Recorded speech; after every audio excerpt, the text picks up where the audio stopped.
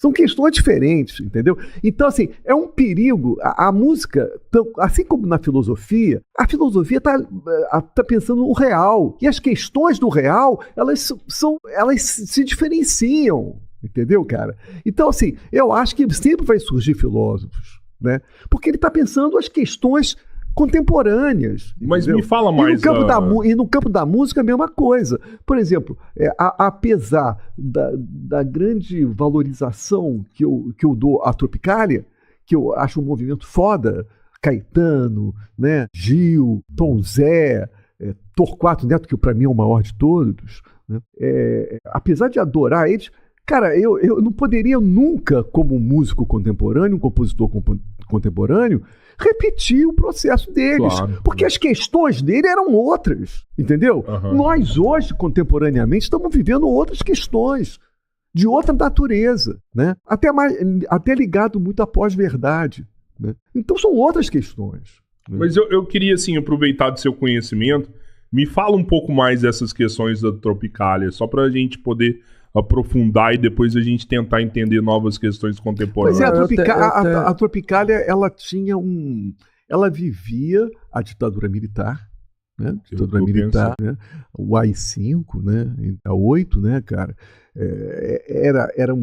Era um clima pesado, né? E tinha a esquerda universitária, né? E tinha a Tropicália. E às vezes havia um embate, porque eram forças ligadas à esquerda, mas que não eram iguais.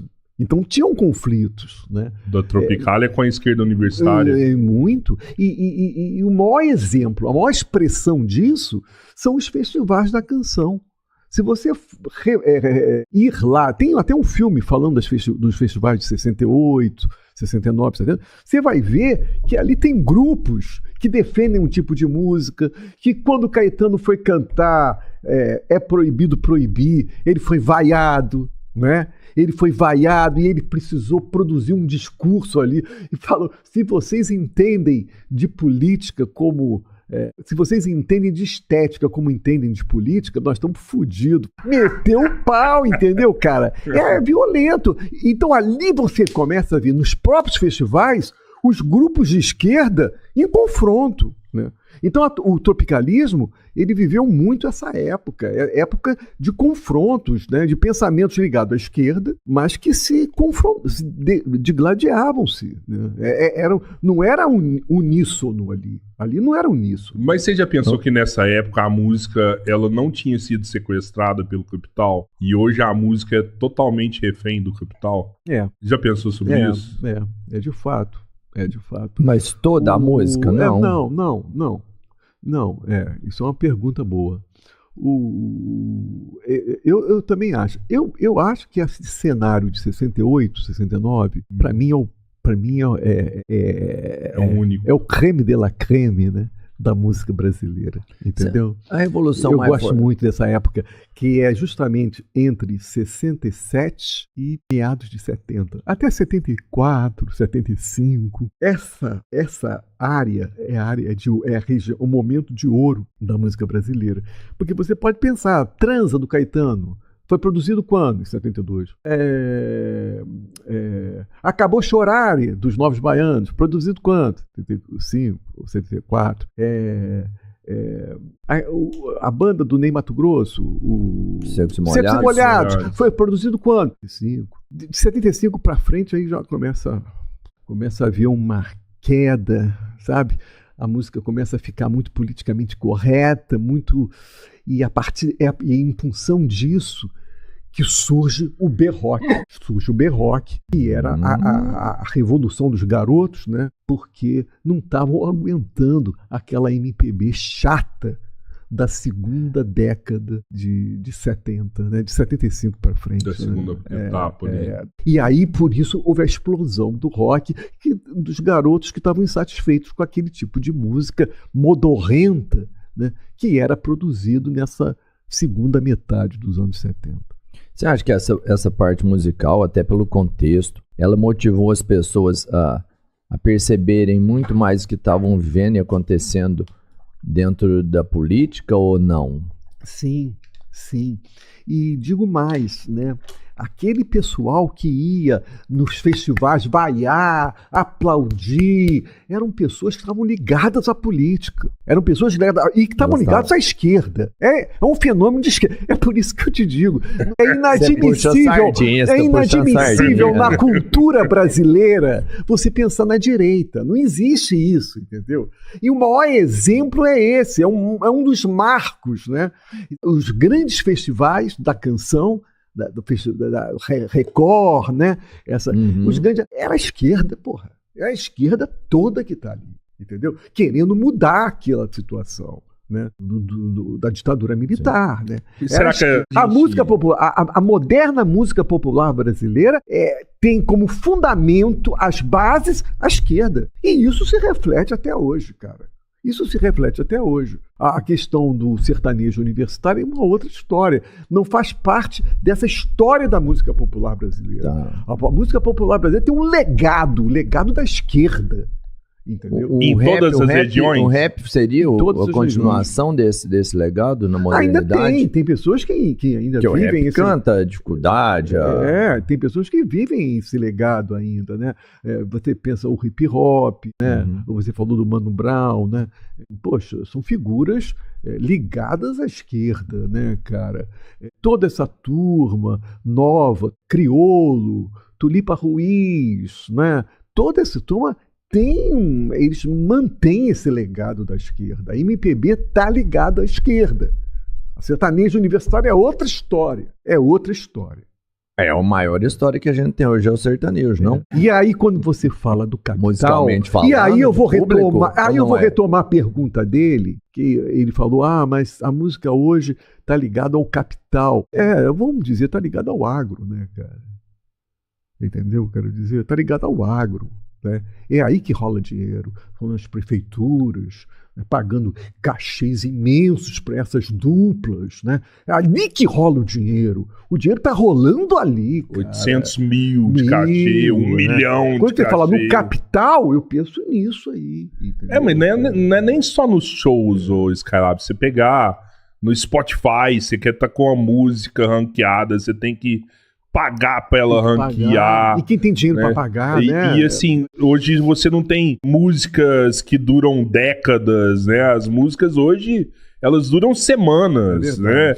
Hoje você faz uma música, daqui 5 semanas, se você não tiver emplacando outra, você já não é o melhor artista. Você sabe, é muito interessante isso, porque justamente por eu ter vivido muito a época, eu vivi a época das grandes canções, né, cara? Das grandes canções, né? Canções que duram até hoje. Até hoje. Secos e Molhados, né? Não, Caetano, Geraldo Vandré, Tom Jobim, Chico Buarque. São grandes canções, né, que estão no imaginário. Agora veja, um compositor hoje, e eu me coloco, apesar de eu ser velho, eu me coloco como um compositor hoje. Eu sou um compositor contemporâneo. Eu estou produzindo um disco agora. Talvez eu seja um dos artistas que tem a discografia mais extensa. Porque eu produzi durante 30 anos quase disco anualmente. Entendeu, cara? Então produzi intensamente, continuo produzindo intensamente. Eu não consigo ver mais, eu não consigo ver possibilidade de diferença, entendeu? Eu estou produzindo sempre, sabe? E eu vivo esse problema. Quer dizer, hoje o músico-compositor, ele nunca vai fazer uma canção que vai ficar. Ele não vai fazer uma canção que vai ficar. Eu mesmo, né? Quantas canções? Eu tenho mais de 500 canções. Né? Mas eu tenho mais de 500 canções. Mas eu tenho... Você já bateu o Roberto Carlos. Não, sim. Eu tenho consciência disso. E eu tenho certeza que nenhuma canção dessa vai ser sucesso. Vai ficar como... Aí você vai... O problema é meu. Não. O problema é estrutural. Sim. Ninguém que vai fazer música hoje vai conseguir fazer um sucesso, entendeu? Vai fazer uma música que... Porque mudou a estrutura, entendeu? Porque hoje os sucessos se vendem. Você tem que comprar um sucesso. Pois é. E mesmo essa música sertaneja universitária também não vai ficar... É um sucesso muito momentâneo. Instantâneo. Ele não vai ficar no imaginário popular. Então, não é culpa do compositor, não. É uma culpa... É a questão estrutural da sociedade. Mudou o processo. Entendeu? Então, assim, eu tenho consciência disso. Mas será que isso é errado ou isso é apenas um novo? Agora, aí você podia pensar assim, bom, então pra que fazer música, né? Essa é a pergunta que você vai fazer. Pra que fazer música, porra? Mas Mas isso faz parte de você. A questão não é por isso. A questão não é essa. A questão não é essa. Eu vou fazer música sempre, independente de qualquer coisa, entendeu? Cara? Você não faz música pelo... Vou fazer disco sempre, independente de qualquer coisa, de ser sucesso ou não, entendeu? E outra coisa, quando eu comecei a fazer música, quando eu comecei a produzir meus discos, eu, de uma certa forma, sabe, eu já estava vivendo o fim de um ciclo. Eu estava vendo o que vinha pela frente. Eu tive consciência do novo formato da indústria.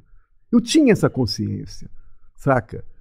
Porque tem isso, né? Tem muitos artistas que fizeram muito sucesso na década de 80 mesmo, na década de 70, e não se conformam com a situação hoje, né? Eles não se conformam. E não é só o artista, até o produtor musical, produtor de rádio, né?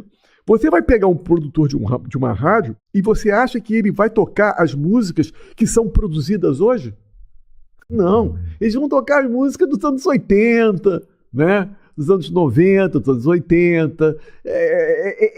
O próprio produtor da rádio, ele ainda está ligado a um tipo de sociedade, de estrutura da indústria musical que não existe mais, cara. Ele mesmo está preso àquele tempo, um tempo que já morreu, que já passou. Então, você percebeu essa mudança, você falou que você já sentia essa mudança, você tem centenas de músicas feitas e vai continuar fazendo. Tudo o que a gente pratica, que a gente faz, é como se a gente fosse melhorando a cada pincelada, a cada passada. Você acha que hoje você está muito melhor do que quando você começou? Ah, muito melhor. O que você melhorou? Que você vê que, tipo assim, nossa, isso aqui eu era ruim e agora eu consigo fazer. É um ofício, é um know-how.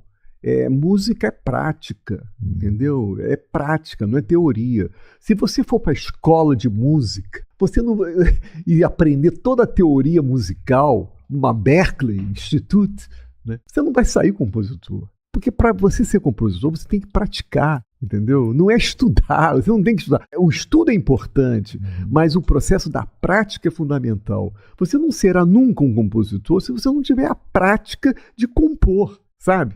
Quando você pensa um Cartola, por exemplo, né, que é muito pouco escolarizado, né, mas ele tinha a prática de produzir canções. Né? Noel Rosa falava, não se aprende samba no colégio. Né? É isso, cara. Então, e o Cartola? É isso. Cartola não era nem carioca, ele era mineiro, não era? Quem? Cartola.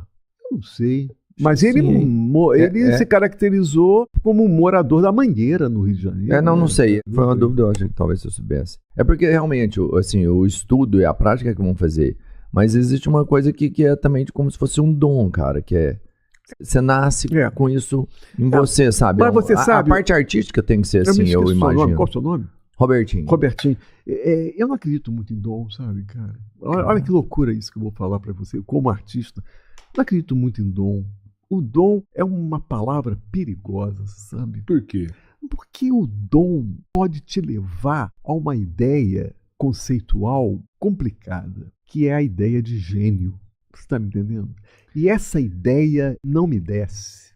Eu não absorvo essa ideia. Essa ideia é perigosa, inclusive é perigosa essa idea. Você acha que gênios não existem? Eu acho que não. Eu acho que não. Eu entendo eu acho que a escola... Você quer saber? Eu já discuti isso no Provocações com o Marcelo Tassi. O gênio